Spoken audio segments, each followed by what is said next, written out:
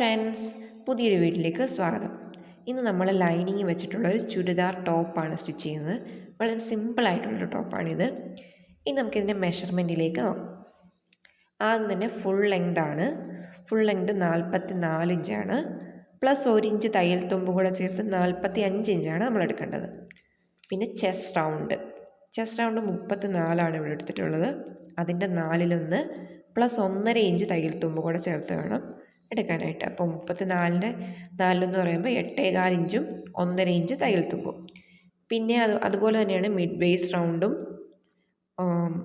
30 എടുത്തിട്ടുള്ളത്. അതിൻ്റെ 4 plus 1.5 inch തയ്യൽ തുമ്പ്.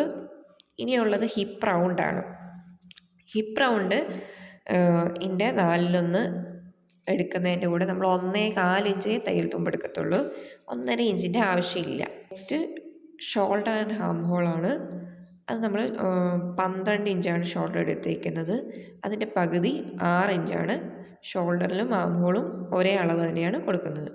ഈ നെക്ക് വിഡ്ത്ത് 2.5 ഇഞ്ചാണ് എടുക്കുന്നത്. പൊതുവെ എല്ലാവർക്കും നെക്ക് വിഡ്ത്ത് 2.5 തന്നെ ആയിരിക്കും. അത് നമ്മൾ തയ്ച്ച് വരുമ്പോഴേക്കും അതൊക്കെ 3 ഇഞ്ചാവും.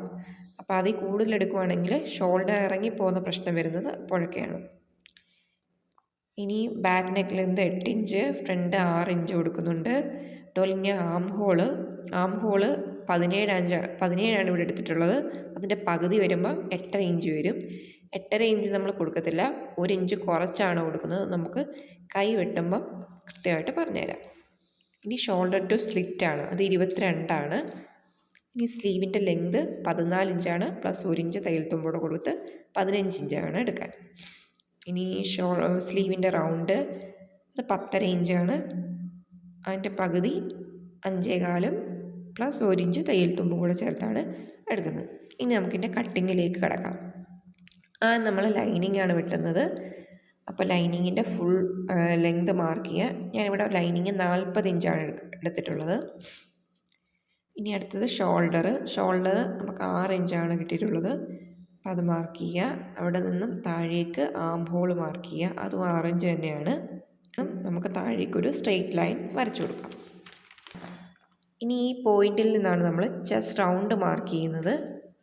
അപ്പോൾ ചെസ്റ്റ് റൗണ്ട് എത്രയാണ്? 8.25 ഇഞ്ചാണ്. അത് പ്ലസ് 1.5 ഇഞ്ച് തയ്യൽ തുമ്പൂടെ ചേർത്ത് ഇവിടെ മാർക്ക് ചെയ്ത് കൊടുക്കണം.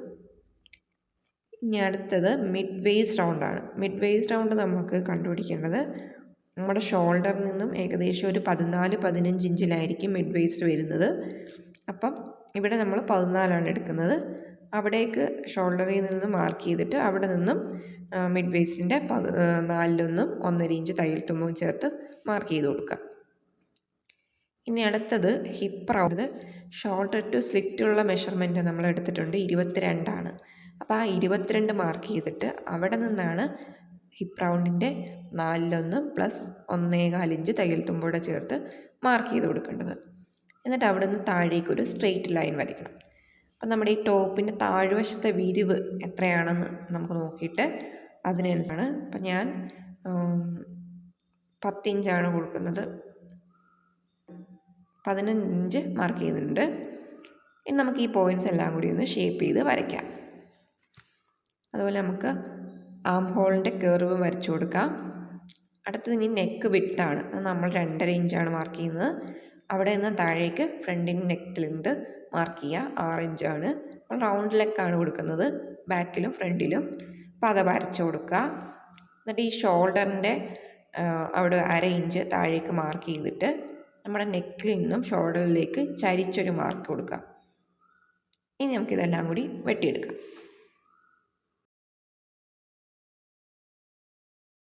ഇനി ഇതിൻ്റെ ഫ്രണ്ട് പാർട്ടും ബാക്ക് പാർട്ടും ഇങ്ങനെ സെപ്പറേറ്റ് ചെയ്തെടുക്കുക. എന്നിട്ട് നമുക്ക് ബാക്ക് പാർട്ടിൻ്റെ നെക്ക് അടയാളപ്പെടുത്തി കൊടുക്കാം. ബാക്ക് പാർട്ടിൻ്റെ നെക്ക് ലെങ്ത് 8 ഇഞ്ചാണ്. അപ്പോൾ അത് മാർക്ക് ചെയ്യുക. ബാക്കിൽ നമ്മൾ റൗണ്ട് നെക്കാണ് വരച്ചു കൊടുക്കുന്നത്. എന്നിട്ട് ഇതുപോലെ വെട്ടിയെടുക്കാം. അതുപോലെ തന്നെ ഈ ഷോൾഡറിലെ സ്ലോപ്പും നമുക്ക് വെട്ടിയെടുക്കാം. ഇനി നമ്മൾ ഇതിൻ്റെ ഫ്രണ്ട് പാർട്ട് എടുക്കുക. അതിൻ്റെ നെക്ക് നമ്മൾ വെട്ടിയെടുക്കണം. ഇതുപോലെ വെട്ടിയെടുക്കുക.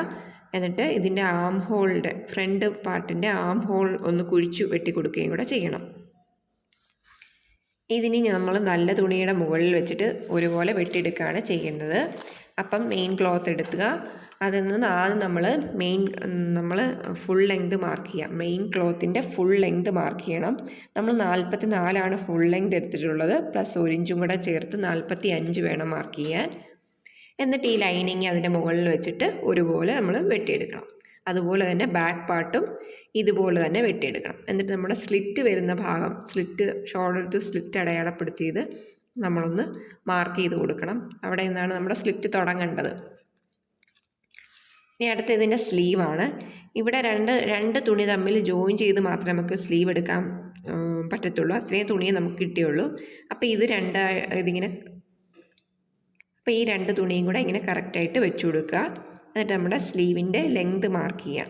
പിന്നെ നമ്മൾ 12 എടുക്കുന്നത് സ്ലീവ് ലെങ്ത്, പ്ലസ് 1 ഇഞ്ച് തയ്യൽ തുമ്പോടെ ചേർത്ത് മാർക്ക് ചെയ്യാം. എന്നിട്ട് അവിടെ നിന്നൊരു സ്ട്രെയിറ്റ് ലൈൻ കൊടുക്കുക.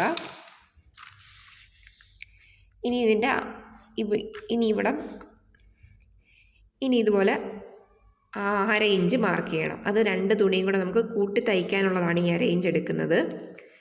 ഇനി